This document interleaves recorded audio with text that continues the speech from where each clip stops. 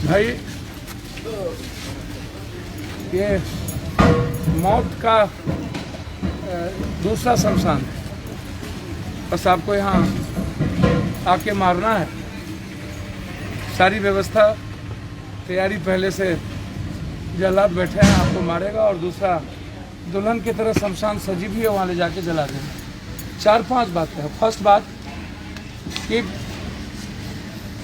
आप बोलते हैं कि मैं मानव चैन को तोड़ूंगा तब कोरोना कंट्रोल करेंगे। आप कर्फ्यू लगाते हैं, अपनी पाप को ढकने के लिए आपको जो जो मन में होता आप करते हैं, ये ताकि आपकी आवाज़ न हो, घर से लोग निकले नहीं, डरे रहें। और मैं अपनी मनमानी करता हूँ।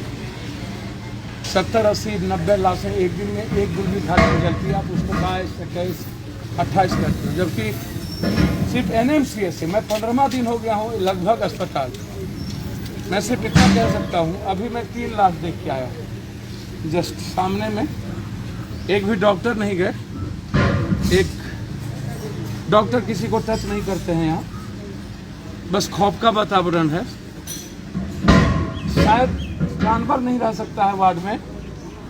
लैट्रिन बाथरूम का जो एक फुटेज मैं लाया हूँ, यदि आप देख लीजिएगा तो कुत्ता डेथ कर जाएगा। किसी भी बाथरूम में पानी नहीं चलता है, कोई साफ करने वाला नहीं है, रात में कोई डॉक्टर नहीं रहते। सीनियर डॉक्टर तो कभी जाता नहीं, जूनियर भूल चूक से कभी कभी चला भी गया, वो भी बड़ी मेहरबानी और बड़ी कृपा के साथ। दवाई लोग बाहर से लाते हैं। मैंने कई बार कहा कि हिंदुस्तान की माफिया सजग है। 7 दिन पहले कहा था कि 5 ऐसी दवाई है जो भारत से आउट ऑफ ब्लैक हो जाएगा, चाहे वो विटामिन C हो, डेक्सोना हो, एंटीपैजिल हो। अब 7 ऐसी दवाई है जो अब नहीं मिलेगी भारत में। आपको उसको खरीदने के लिए 15,000 20,000 रुपये।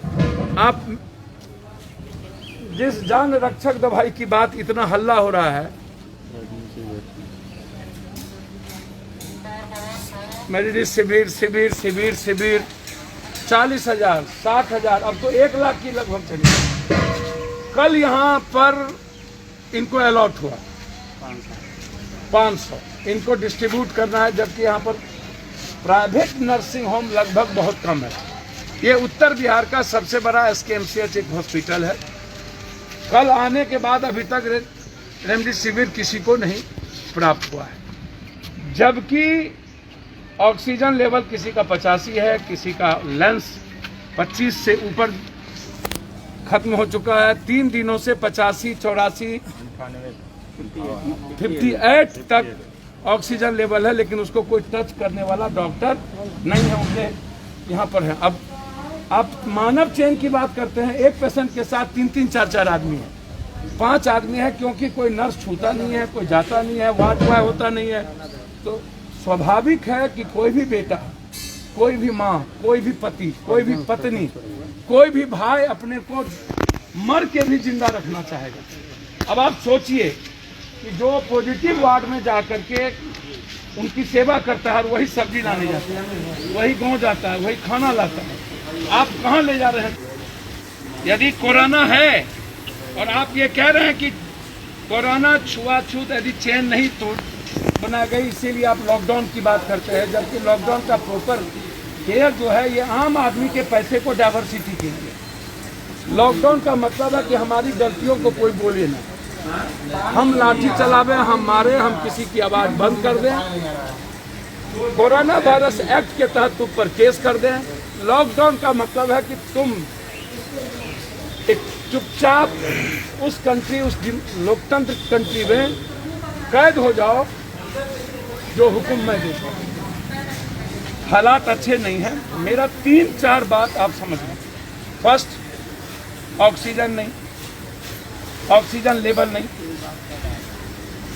ऑक्सीजन के लिए लोग तरफ तरफ जाते हैं, किसी को ऑक्सीजन नहीं मिलता। सेकंड, 100 ICU वार्ड की बात इन्होंने की, 10 ICU वार्ड, 10 मात्र ICU वार्ड में बेड है।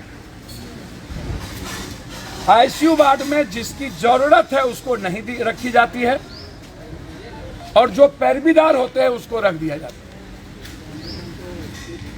थर्ड, पानी चलता ही नहीं है और डॉक्टर टच करता ही नहीं है।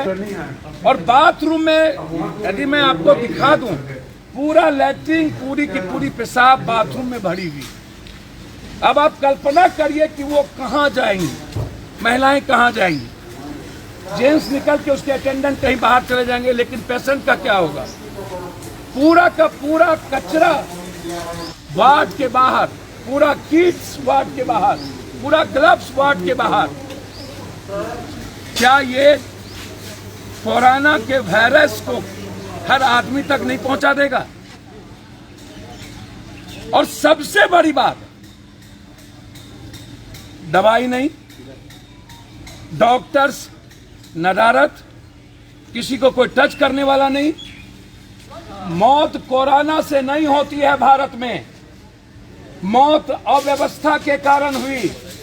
जिस कंट्री में एक आदमी के लिए ऑक्सीजन ना हो, जिस कंट्री में दवाई के लिए बेटा भाई परेशान मर जाए तरफ तरफ के, जिस कंट्री में बेड ना हो, जिस कंट्री में वेंटिलेटर ना हो, जिस कंट्री में सिलेंडर ना हो, और जिस कंट्री में जीवन रक्षक दवाई ना हो, उस कंट्री में चुल्लू भर पानी में डूब के इन नेताओं को मरना चाहिए। कौन रिस्पॉन्सिबल है इस सिस्टम को चलाने के लिए? क्यों डर होता है इन नेताओं को इस कोरोना से? एम्बुलेंस 12,000, 25,000, 30,000, 40,000, 1 किलोमीटर के लिए एम्बुलेंस 12,000 रुपया लेता है। जब हम 3,000 से ऊपर लोगों को दवाई भेज सकते हैं सब जगह, हम ऑक्सीजन उपलब्ध करा सकते हैं, तो सरकार क्यों नहीं? ऑक्सीजन सबसे बड़ी दिक्कत क्या है, इसको समझिए। कहते हैं कि सारी सुविधा है सर, इसको समझिए। होलसेलर दवाई माफिया। नीतीश कुमार जी की सरकार ने मेरिट रिसीवर का एक अच्छा प्रचार किया, बेहतर प्रचार किया। आप उठ लीजिए, लीजिए।